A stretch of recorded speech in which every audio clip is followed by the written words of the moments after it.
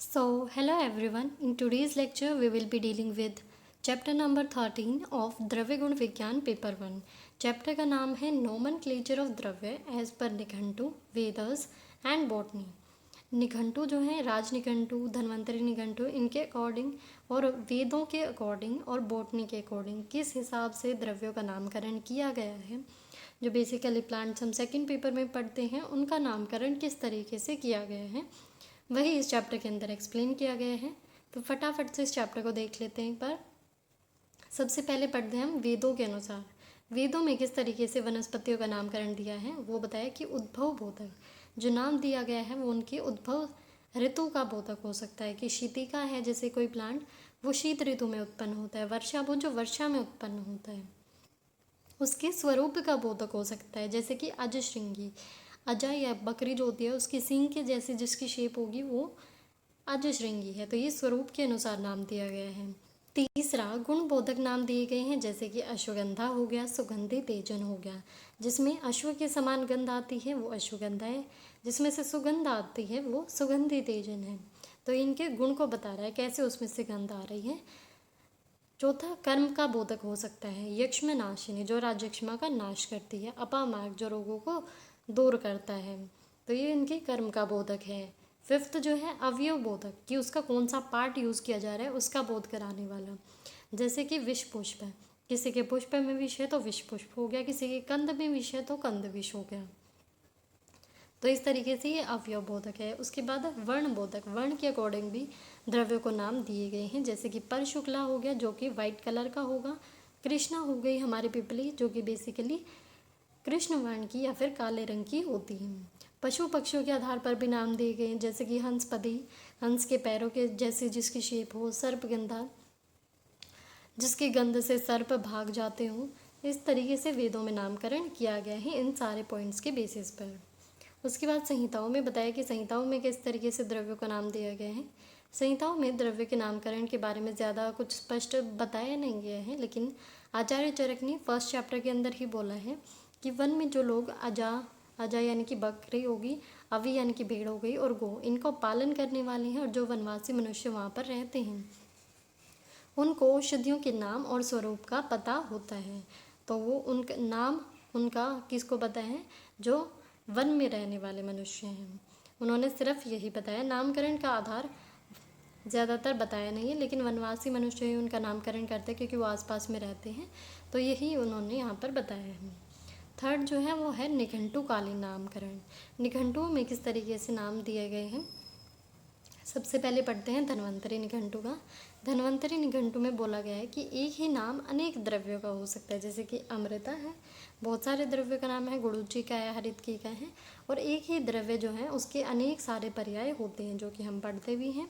एक ही द्रव्य को इतने नाम देने का कारण क्या है. उसकी जाति है, उसकी आकृति, आकृति के अकॉर्डिंग नाम दे दी, जाति के अकॉर्डिंग नाम दे दिए, उसके कलर के अकॉर्डिंग दे दिए, वीर्य और रस के अकॉर्डिंग नाम दे दिए, प्रभाव के अकॉर्डिंग उनका नाम दे दिए.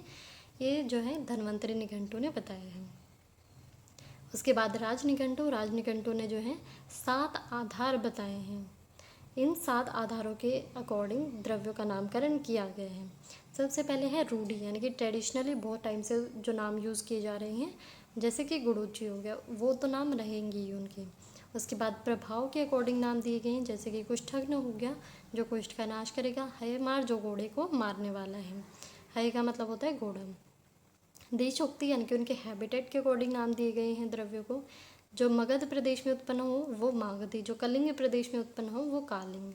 उसके बाद लांछन, किसी की बुराई करने के लिए भी मतलब नाम दिए गए हैं. कि जैसे कि राजी फल हो गया, किसी फल पर जो है राजी या रेखाएं प्रेजेंट है तो वो उसकी बुराई को बता रहा है कि ये इसमें थोड़ी सी कमी है. चित्रपर्ण जिसके पत्तों पर चित्र ऐसे डॉट डॉट से बनी हुई होती हैं वो नाम दिया गया है. उसके बाद फिफ्थ है उपमा.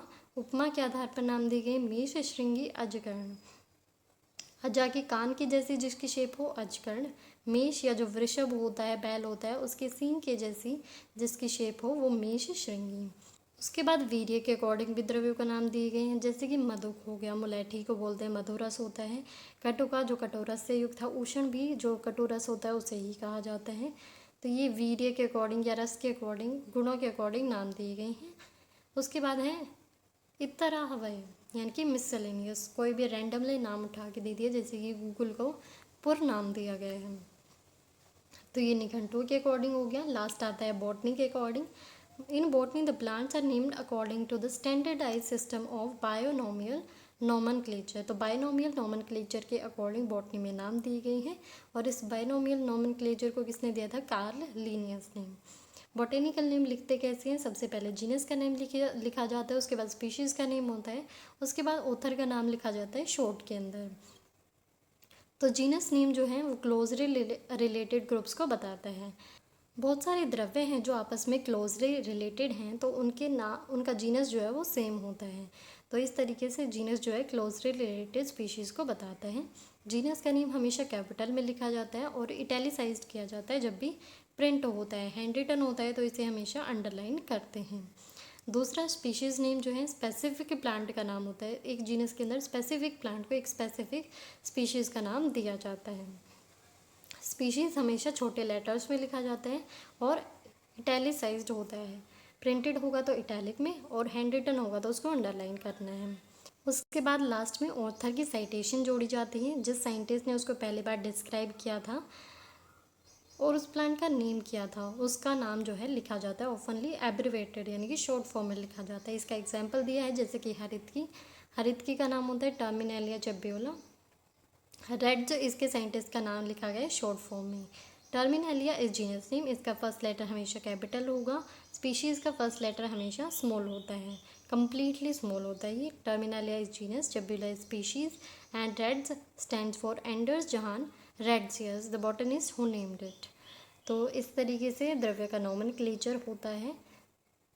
तो इसी के साथ ये चैप्टर भी हमारा यहाँ पर कंप्लीट हो जाता है।